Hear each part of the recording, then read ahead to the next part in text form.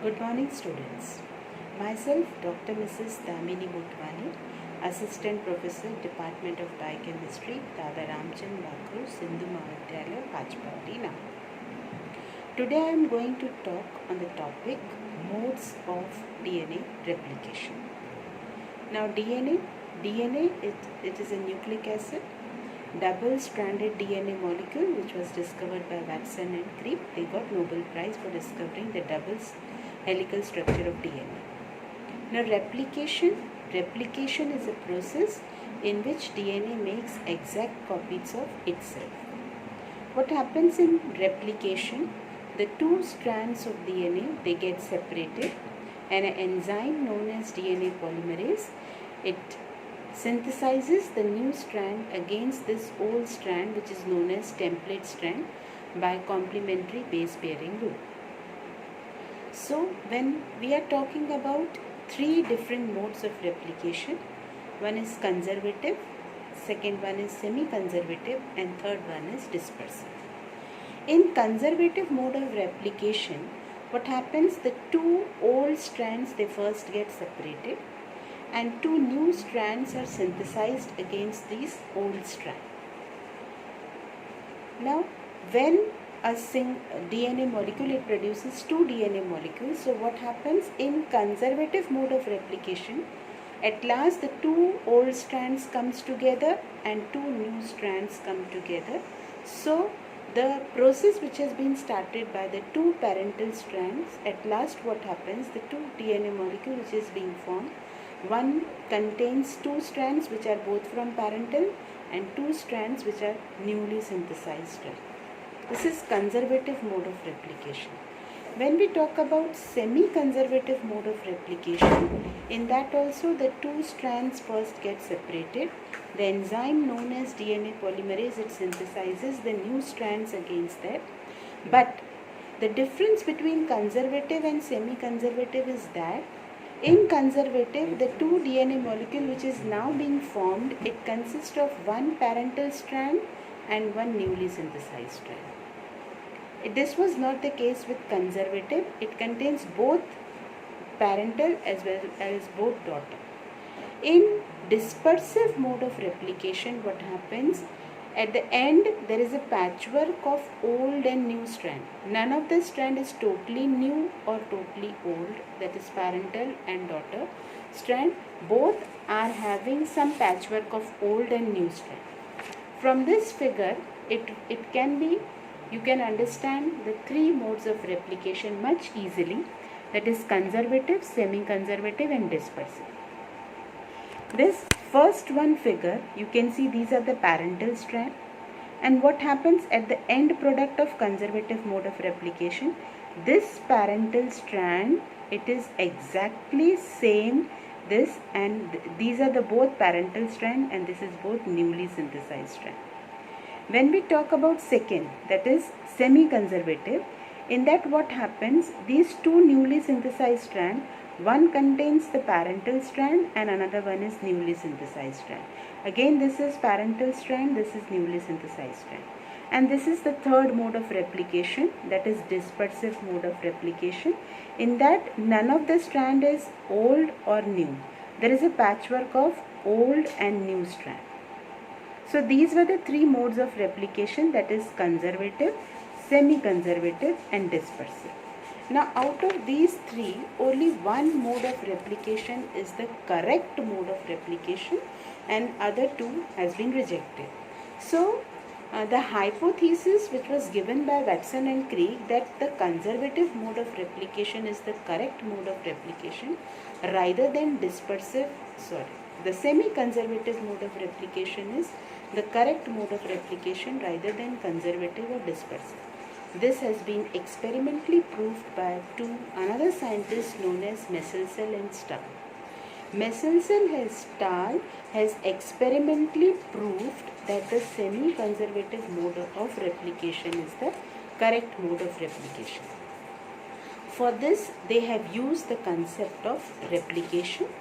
They have experimentally proved, in their experiment they have used the organism known as E. coli. The reason behind using the organism E. coli, that the generation time was less, that is 20 minutes.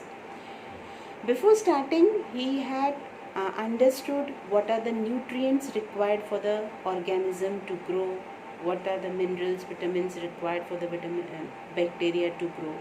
And one more technique he has used in his experiment, that was density gradient centrifugation.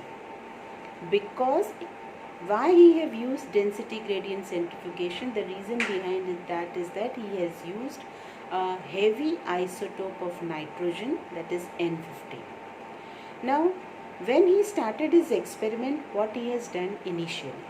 When he was starting his experiment, he has grown the organism E. coli in a medium in which the nitrogen source used was ammonium chloride, and he has used the heavy isotope of nitrogen, that is N15 rather than N14, which is the normal nitrogen. So he has grown that particular bacteria in the culture in a medium which contains the nitrogen N15. So wherever the nitrogen was required, the nitrogen was N15 rather than N14. But he has aimed itself behind only studying the DNA rather than any other thing. So after repeated subculturing, now he has got a culture in which the E. coli was having the nitrogen source ammonium chloride, and anywhere nitrogen was required, that was N15. Now, so the DNA, when he isolated the DNA from this type of culture, it was labeled with N15, which can be detected by a technique known as density gradient centrifugation. Now, what happens now? He had used this medium as an inoculum, and he has taken a normal culture in which the nitrogen was not heavy nitrogen, it was normal N14 ammonium chloride. So at 0 generation, the culture was in a medium having N15, and in the first generation, now he has used this culture as an inoculum and put it into a culture which was containing N14. So after 20 minutes, after first round of replication, he again isolated the DNA, and he found that initially the DNA was heavy. That is, both the strands of DNA were N15 and N15.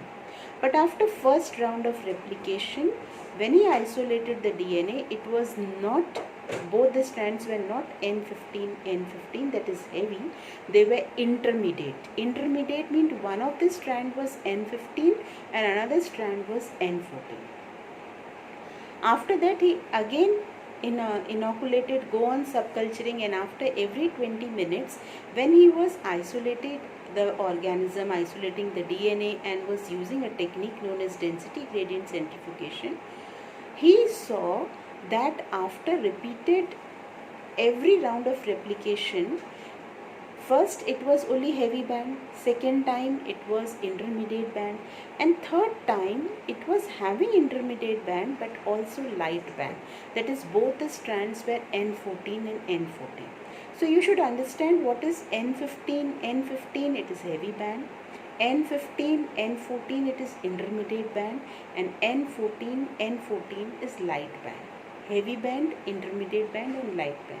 So after each round, he was observing that the ratio of light band, that is N14 was going on increasing, and the ratio of intermediate band was going on decreasing. But in none of his result, only after 0 generation, he observed that both the strands were N15, N15. So after first round of replication, he rejected the conservative mode of replication because he never got the result N15, N15.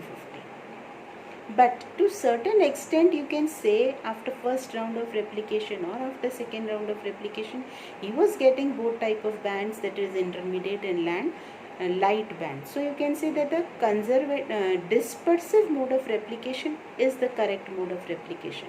But after repeated replication, the ratio of intermediate was going on decreasing and the ratio of light band was going on increasing.